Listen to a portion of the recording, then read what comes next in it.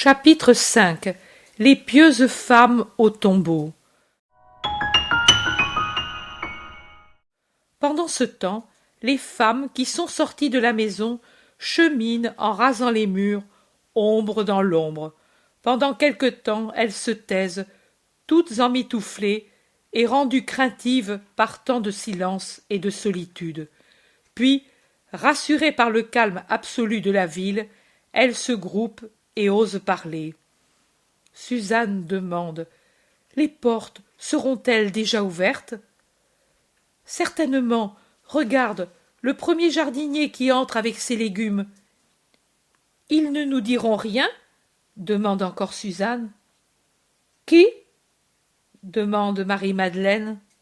Les soldats, à la porte judiciaire. Par là, il y en a peu qui entrent et encore moins qui sortent. Nous donnerons des soupçons. Et avec cela, ils nous regarderont. Ils verront 5 femmes qui vont vers la campagne.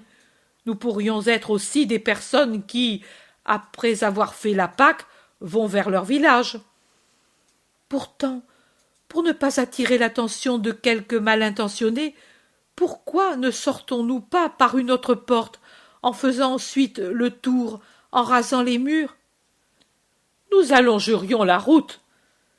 Mais nous serions plus tranquilles. Prenons la porte de l'eau. Oh, Salomé, si j'étais à ta place, je choisirais la porte orientale.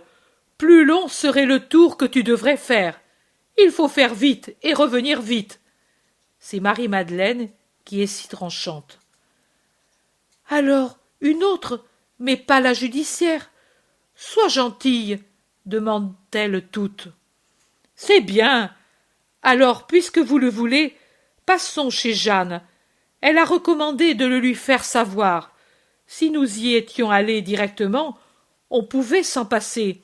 Mais puisque vous voulez faire un tour plus long, passons chez elle. Oh oui, à cause aussi des gardes qu'on a mis là. Elle est connue, et on la craint. Marthe dit: moi, je dirais de passer aussi chez Joseph d'Arimathie. C'est le propriétaire de l'endroit. Mais oui, faisons un cortège maintenant pour ne pas attirer l'attention. Oh, quelle sœur craintive j'ai! Ou plutôt, sais-tu, Marthe? Faisons ainsi. Moi, je vais en avant et je regarde. Vous venez derrière avec Jeanne. Je me mettrai au milieu du chemin, s'il y a du danger, et vous me verrez. Et nous reviendrons en arrière. Mais je vous assure que les gardes, devant ceux-ci, j'y ai pensé. Et elle montre une bourse pleine de pièces de monnaie. Nous laisserons tout faire. Nous le dirons aussi à Jeanne, tu as raison. Alors, laissez-moi aller. Tu vas seule, Marie? Je viens avec toi, dit Marthe, qui craint pour sa sœur. Non, tu vas avec Marie d'Alphée chez Jeanne. Salomé et Suzanne t'attendront près de la porte, à l'extérieur des murs. Et puis vous viendrez par la route principale toutes ensemble. Adieu. Et Marie-Madeleine coupe tout autre commentaire possible en s'en allant rapidement avec son sac de baume et son argent dans son sein. Elle vole tant sa marche est rapide sur le chemin qui devient plus gai avec le premier rose de l'aurore. Elle franchit la porte judiciaire pour aller plus vite et personne ne l'arrête. Les autres la regardent aller, puis tournent le dos à la bifurcation des routes où elles étaient et en prennent une autre, étroite et sombre, qui s'ouvre ensuite à proximité du Sixte sur une route plus large et dégagée où il y a de belles maisons. Elles se séparent encore. Salomé et Suzanne continuent leur chemin, pendant que Marthe et Marie d'Alphée frappent à la porte ferrée et se montrent à l'ouverture que le portier entr'ouvre.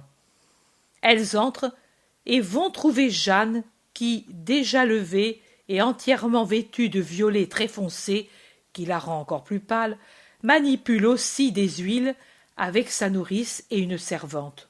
« Vous êtes venus, Dieu vous en récompense. Mais si vous n'étiez pas venus, j'y serais allée de moi-même, pour trouver du réconfort, car beaucoup de choses sont restées troublées depuis ce jour redoutable. Et pour ne pas me sentir seule, je dois aller contre cette pierre et frapper et dire « Maître, je suis la pauvre Jeanne. Ne me laisse pas seule, toi aussi. » Jeanne pleure doucement, mais toute désolée, pendant qu'Esther, sa nourrice, fait de grands gestes incompréhensibles derrière sa maîtresse en lui mettant son manteau. « Je pars, Esther. » « Que Dieu te réconforte. » Elles sortent du palais pour rejoindre leurs compagnes. C'est à ce moment qu'arrive le bref et fort tremblement de terre qui jette de nouveau dans la panique les habitants de Jérusalem, encore terrorisés par les événements du vendredi. Les trois femmes reviennent sur leurs pas précipitamment et restent dans le large vestibule au milieu des servantes et des serviteurs qui crient et invoquent le Seigneur, et elles y restent, craignant de nouvelles secousses. Marie-Madeleine, de son côté, est exactement à la limite de la ruelle qui conduit au jardin de Joseph d'Arimathie, quand la surprend le grondement puissant et pourtant harmonieux de ce signe céleste, alors que, dans la lumière à peine rosée de l'aurore qui s'avance dans le ciel, ou encore à l'Occident résiste une étoile tenace et qui rend blond l'air jusqu'au vert clair, s'allume une grande lumière qui descend comme si c'était un globe incandescent, splendide, qui coupe en zigzag l'air tranquille. Marie-Madeleine en est presque effleurée et renversée sur le sol. Elle se penche un moment en murmurant « Mon Seigneur !» et puis se redresse comme une tige après le passage du vent et court encore plus rapidement vers le jardin. Elle y entre rapidement, comme un oiseau poursuivi et qui cherche son nid du côté du tombeau taillé dans le roc. Mais bien qu'elle aille vite, elle ne peut être là quand le céleste météore fait l'office de levier et de flamme sur le seau de chaux, mis pour renforcer la lourde pierre, ni quand, avec le fracas final, la porte de pierre tombe en donnant une secousse qui s'unit à celle du tremblement de terre qui, s'il est bref, est d'une violence telle qu'il terrasse les gardes comme s'ils étaient morts. Marie, en arrivant, voit ces inutiles geôliers du triomphateur jetés sur le sol comme une gerbe d'épis fauchés. Marie-Madeleine ne rapproche pas le tremblement de terre de la résurrection, mais voyant ce spectacle, elle croit que c'est le châtiment de Dieu sur les profanateurs du tombeau de Jésus, et elle tombe à genoux en disant « Hélas, ils l'ont enlevé !»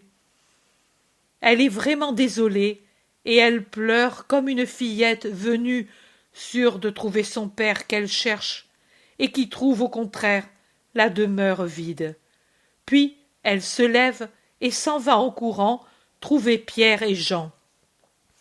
Et comme elle ne pense qu'à prévenir les deux, elle ne pense plus à aller à la rencontre de ses compagnes, à s'arrêter sur le chemin, mais, rapide comme une gazelle, elle repasse par le chemin déjà fait, franchit la porte judiciaire et vole sur les routes qui sont un peu animées, s'abat contre le portail de la maison hospitalière et là-bas, et la secoue furieusement. La maîtresse lui ouvre. « Où sont Jean et Pierre ?» demande Marie-Madeleine haletante. « Là !» Et la femme lui indique le cénacle. Marie-Madeleine entre, et dès qu'elle est à l'intérieur, devant les deux étonnés, elle dit à voix basse, par pitié pour la mère, et plus angoissée que si elle avait crié, « Ils ont enlevé le Seigneur du tombeau. Qui sait où ils l'ont mis ?» Et pour la première fois, elle titube et vacille, et pour ne pas tomber, elle se raccroche où elle peut. « Mais comment ? Que dis-tu » demandent les deux. Et elle, haletante, « Je suis allée en avant pour acheter les gardes, afin qu'ils nous laissent faire. Eux sont là comme morts. Le tombeau est ouvert, la pierre par terre. Qui a pu faire cela? Oh, venez, courons. Pierre et Jean partent tout de suite. Marie les suit pendant quelques pas, puis elle revient en arrière.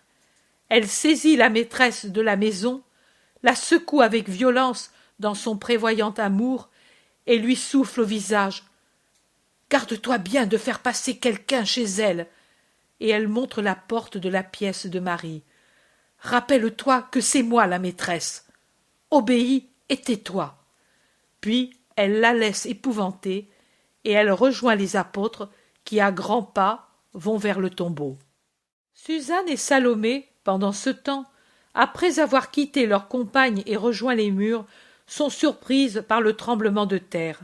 Effrayées, elles se réfugient sous un arbre et restent là, combattues entre le désir violent d'aller vers le tombeau et celui de courir chez Jeanne. Mais l'amour triomphe de la peur et elles vont vers le tombeau. Elles entrent, encore effrayées, dans le jardin et voient les gardes évanouis. Elles voient une grande lumière qui sort du tombeau ouvert.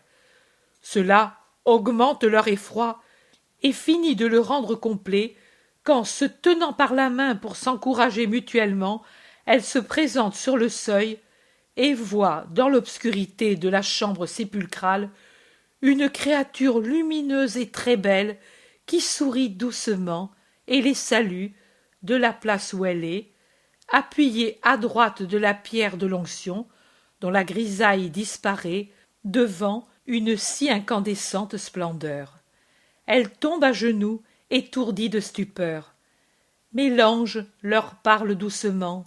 « N'ayez pas peur de moi, je suis l'ange de la divine douleur. Je suis venu pour me réjouir de la fin de celle-ci. Il n'est plus de douleur du Christ, d'humiliation pour lui dans la mort. Jésus de Nazareth, le crucifié que vous cherchez, est ressuscité. Il n'est plus ici. Il est vide l'endroit où vous l'avez déposé. Réjouissez-vous avec moi. Allez, dites à Pierre et aux disciples qu'il est ressuscité et qu'il vous précède en Galilée. Vous le verrez encore là, pour peu de temps, selon ce qu'il a dit. » Les femmes tombent le visage contre terre, et quand elles le lèvent, elles s'enfuient comme si elles étaient poursuivies par un châtiment. Elles sont terrorisées et murmurent « Nous allons mourir, nous avons vu l'ange du Seigneur. » Elles se calment un peu en pleine campagne et se concertent. Que faire si elles disent ce qu'elles ont vu? On ne les croira pas. Si elles disent aussi de venir de là, elles peuvent être accusées par les Juifs d'avoir tué les gardes. Non, elles ne peuvent rien dire, ni aux amis, ni aux ennemis. Craintives, rendues muettes, elles reviennent par un autre chemin à la maison. Elles entrent et se réfugient dans le cénacle. Elles ne demandent même pas à voir Marie. Et là, elles pensent que ce qu'elles ont vu est une tromperie du démon. Humbles comme elles le sont, elles jugent qu'il n'est pas possible qu'il leur ait été accordé de voir le messager de Dieu. C'est Satan qui a voulu les effrayer pour les éloigner de là. Elles pleurent et prient comme des fillettes effrayées par un cauchemar. Le troisième groupe, celui de Jeanne, Marie d'Alphée et Marthe, vu qu'il n'arrive rien de nouveau, se décident à aller là où certainement leurs compagnes les attendent. Elles sortent dans les rues où maintenant il y a des gens apeurés qui commentent le nouveau tremblement de terre et le rattachent aux faits du vendredi et voient aussi des choses qui n'existent pas. Marie d'Alphée dit « Il vaut mieux qu'ils soient tous effrayés. Peut-être les gardiens le seront aussi et ne feront pas d'objection. » Et elles s'en vont rapidement vers les murs. Mais pendant qu'elles y vont, Pierre et Jean, suivis de Marie-Madeleine, sont déjà arrivés au jardin. Jean, plus rapide, arrive le premier au tombeau. Les gardes n'y sont plus, et l'ange n'y est plus. Jean s'agenouille, craintif et affligé, sur le seuil ouvert, pour vénérer et recueillir quelque indice des choses qu'il voit. Mais il voit seulement, entassés par terre, les linges mis par-dessus le linceul. Il n'y est vraiment pas, Simon. Marie a bien vu. Viens, entre, regarde. Pierre, tout essoufflé par la grande course qu'il a faite, entre dans le tombeau. Il avait dit en route: Je ne vais pas oser m'approcher de cet endroit. Mais maintenant, il ne pense qu'à découvrir où peut être le maître, et il l'appelle aussi comme s'il pouvait être caché dans quelque coin obscur. L'obscurité, à cette heure matinale, est encore forte dans le tombeau, auquel ne donne de la lumière que la petite ouverture de la porte sur laquelle font de l'ombre Jean et Marie-Madeleine. Et Pierre a du mal à voir, et doit s'aider de ses mains pour se rendre compte. Il touche, en tremblant, la table de l'onction, et il voit qu'elle est vide. Il n'y est pas, Jean, il n'y est pas. Oh, viens toi aussi. J'ai tant pleuré que je n'y vois presque pas avec ce peu de lumière. Jean se relève et entre, et pendant qu'il le fait, Pierre découvre le suaire placé dans un coin, bien plié, avec à l'intérieur le linceul soigneusement roulé. Ils l'ont vraiment enlevé, les gardes. Ce n'était pas pour nous, mais pour faire cela. Et nous l'avons laissé faire, en nous éloignant. Nous l'avons permis. Oh, où l'auront-ils mis? Pierre, Pierre, maintenant, c'est vraiment fini. Les deux disciples sortent anéantis. Allons, femme, tu le diras à la mère. Marie-Madeleine dit: Moi, je ne m'éloigne pas. Je reste ici. Quelqu'un viendra. Oh, moi, je ne viens pas.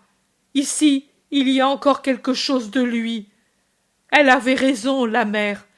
Respirer l'air où il a été, c'est l'unique soulagement qui nous reste.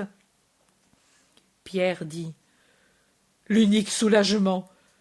Maintenant, tu vois, toi aussi, que c'était une folie d'espérer. Marie ne répond même pas. Elle s'affaisse sur le sol, justement près de la porte, et elle pleure pendant que les autres s'en vont lentement. Puis elle lève la tête et regarde à l'intérieur, et, à travers ses larmes, elle voit deux anges assis à la tête et aux pieds de la pierre de l'onction. Elle est si abrutie, la pauvre Marie, dans sa plus ardente bataille entre l'espérance qui meurt et la foi qui ne veut pas mourir, qu'elle les regarde hébétée sans même s'en étonner. Elle n'a plus que des larmes, la courageuse qui a résisté à tout en héroïne. « Pourquoi pleures-tu, femme ?» demande un des deux enfants lumineux, car ils ont l'aspect de très beaux adolescents. « Parce qu'ils ont emporté mon Seigneur, et je ne sais où ils me l'ont mis. » Marie n'a pas peur de leur parler. Elle ne demande pas « Qui êtes-vous » Rien. Rien ne l'étonne plus. Tout ce qui peut étonner une créature, elle l'a déjà subi. Maintenant, elle n'est plus qu'une chose brisée qui pleure sans force ni retenue. L'enfant angélique regarde son compagnon et sourit, et l'autre aussi. Et dans un éclair de joie angélique, tous deux regardent dehors, vers le jardin tout en fleurs, avec les millions de fleurs qui se sont ouvertes au premier soleil sur les pommiers touffus de la pommeraie. Marie se tourne pour voir ce qu'il regarde, et elle voit un homme très beau, et je ne sais pas comment elle peut ne pas le reconnaître tout de suite.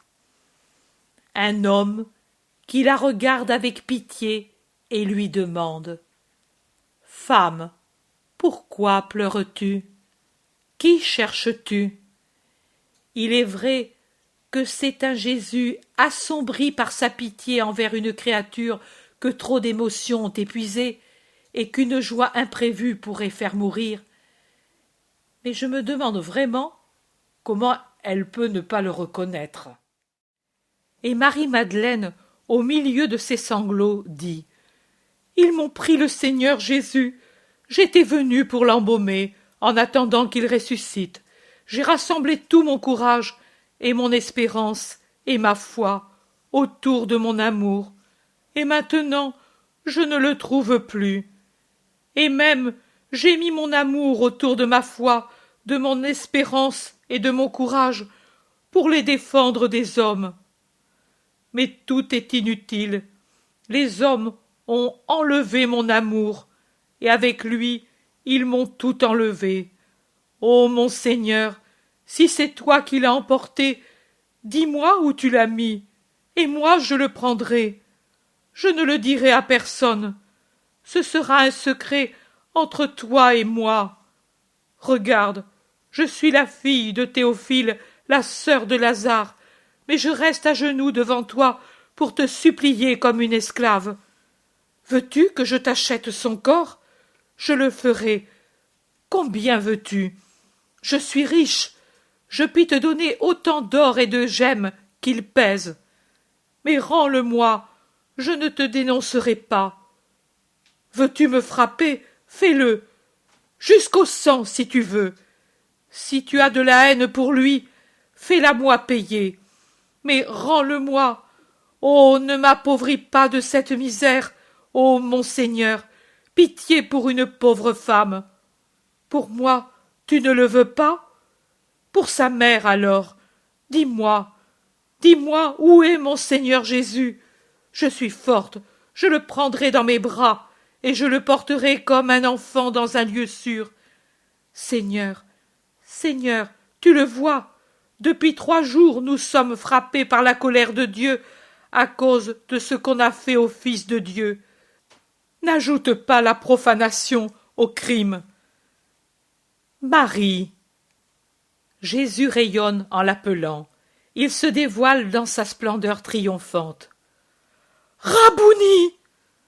Le cri de Marie est vraiment le grand cri qui ferme le cycle de la mort. Avec le premier, les ténèbres de la haine enveloppèrent la victime des bandes funèbres. Avec le second, les lumières de l'amour accrurent sa splendeur. Et Marie se lève au cri qui emplit le jardin, court aux pieds de Jésus et voudrait les baiser. Jésus l'écarte en la touchant à peine au front avec l'extrémité des doigts. « Ne me touche pas, je ne suis pas encore monté vers mon Père avec ce vêtement. Va trouver mes frères et amis, et dis-leur que je monte vers mon Père et le vôtre, vers mon Dieu et le vôtre. Et ensuite je viendrai vers eux. » Et Jésus disparaît, absorbé par une lumière insoutenable. Marie baise le sol où il se trouvait et court vers la maison. Elle entre comme une fusée, car le portail est entr'ouvert pour livrer passage au maître qui sort pour aller à la fontaine. Elle ouvre la porte de la pièce de Marie et elle s'abandonne sur son cœur en criant « Il est ressuscité! Il est ressuscité !» Et elle pleure, bienheureuse.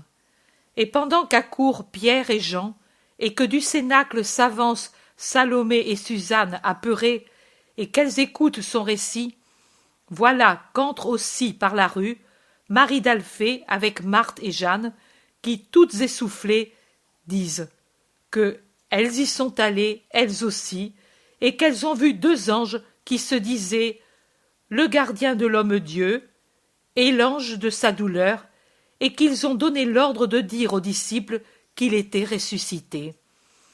Et comme Pierre secoue la tête, elles insistent en disant « Oui, ils ont dit « Pourquoi cherchez-vous le vivant parmi les morts? Il n'est pas ici. Il est ressuscité comme il le disait quand il était encore en Galilée. Ne vous le rappelez-vous pas? Il disait « Le Fils de l'homme doit être livré aux mains des pécheurs et être crucifié, mais le 3e jour il ressuscitera. Pierre secoue la tête en disant « Trop de choses ces jours-ci, vous en êtes resté troublé. » Marie-Madeleine relève la tête du sein de Marie et elle dit « Je l'ai vu, je lui ai parlé, il m'a dit qu'il monte vers le Père et qu'il vient ensuite. Comme il était beau !» Et elle pleure comme elle n'a jamais pleuré, maintenant qu'elle n'a plus à se torturer elle-même pour s'opposer au doute qui surgit de tous côtés. Mais Pierre et Jean aussi restent très hésitants. Ils se regardent, mais leurs yeux se disent « Imagination de femme ». Suzanne aussi et Salomé osent alors parler, mais l'inévitable différence dans les détails, des gardes qui d'abord sont là comme morts et ensuite ne sont plus là, des anges qui tantôt sont 1 et tantôt 2 et qui ne se sont pas montrés aux apôtres, les 2 versions sur la venue de Jésus ici et sur le fait qu'il précède les siens en Galilée, fait que le doute, ou au contraire la conviction des apôtres, augmente de plus en plus. Marie, la mère bienheureuse, se tait en soutenant Marie-Madeleine. Je ne comprends pas le mystère de ce silence maternel. Marie d'Alphée dit à Salomé « Retournons-y toutes les 2. Voyons si nous sommes toutes ivres. » Et elle court dehors. Les autres restent paisiblement ridiculisés par les 2 apôtres, près de Marie qui se tait, absorbée dans une pensée que chacun interprète à sa façon et sans que personne comprenne que c'est de l'extase. Les 2 femmes âgées reviennent. « C'est vrai, nous l'avons vu. Il nous a dit près du jardin de Barnabé. Paix à vous. Ne craignez pas. Allez dire à mes frères que je suis ressuscité, et qu'ils aillent d'ici quelques jours en Galilée. Là, nous serons encore ensemble. C'est ainsi qu'il a parlé. Marie a raison. Il faut le dire à ceux de Béthanie, à Joseph, à Nicodème, aux disciples les plus fidèles, aux bergers. Allez, agir. Oh, il est ressuscité. » Elle pleure toute bienheureuse. « Vous êtes folle, femme. La douleur vous a troublée. La lumière vous a semblé un ange. Le vent, une voix. Le soleil, le Christ. Je ne vous critique pas. Je vous comprends. Mais je ne puis croire qu'à ce que j'ai vu. Le tombeau ouvert et vide, et les gardes partis avec le cadavre volatilisé. Mais si les gardes eux-mêmes disent qu'il est ressuscité, si la ville est en émoi, et si les princes des prêtres sont fous de colère parce que les gardes ont parlé dans leur fuite éperdue, maintenant ils veulent qu'ils disent autre chose, et les paient pour cela. Mais déjà on le sait, et si les Juifs ne croient pas à la résurrection, ne veulent pas croire, beaucoup d'autres croient. Les femmes. Pierre hausse les épaules, et il va s'en aller.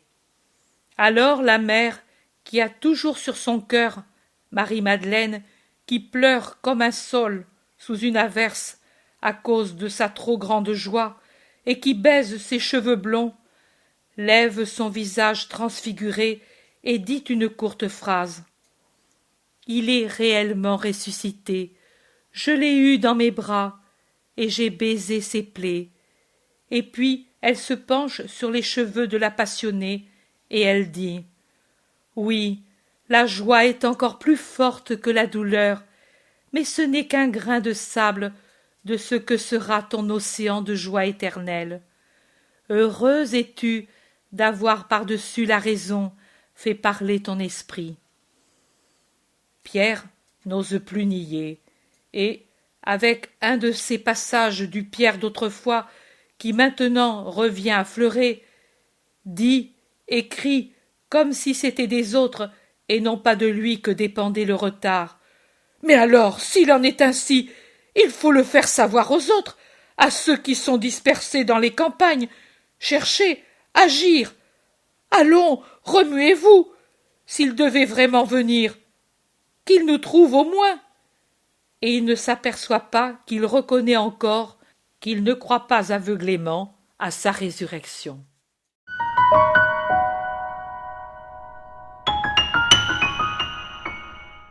L'intérêt pour les écrits de Maria Valtorta ne cesse de grandir. Et les fruits récoltés, vocation, conversion, sont immenses. Visionnaire de la vie du Christ, de la conception de Marie jusqu'au début de l'Église, sa description des personnages, de leur psychologie, la précision des lieux où ils évoluent, des coutumes et mœurs de l'époque, est proprement sidérante et à ce jour inégalée.